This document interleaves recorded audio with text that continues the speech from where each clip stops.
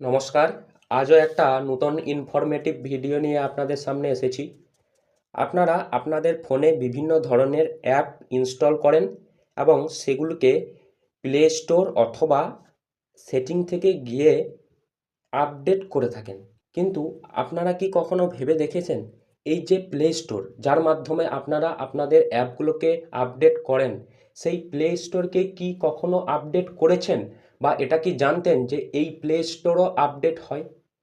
চলুন আজ আমরা একটা ছোট্ট ভিডিওর মাধ্যমে দেখে নেব কিভাবে আপনি আপনার ফোনের প্লে স্টোরকে আপডেট করবেন। বাকি অ্যাপগুলোকে তো আপডেট করেনই, কিন্তু প্লে স্টোরকে কিভাবে আপডেট করবেন তারই একটা ছোট্ট ভিডিও।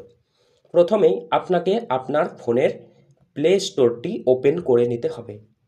প্লে স্টোর ওপেন করবেন।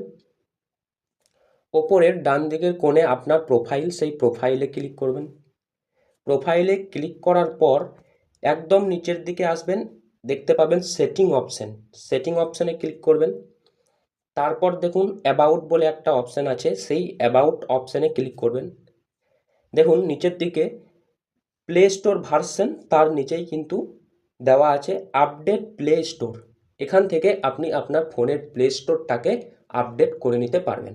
এই আপডেট প্লে স্টোরে ক্লিক করবেন। দেখুন আমার কি পপ আপ শো করছে, Google Play Store is up to date, অর্থাৎ আমার গুগল প্লে স্টোর আপডেট করা আছে।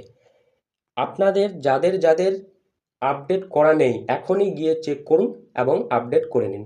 এবং বিভিন্ন এই ধরনের ইনফরমেটিভ ভিডিও পাওয়ার জন্য আমার এই চ্যানেল ফলো করতে পারেন।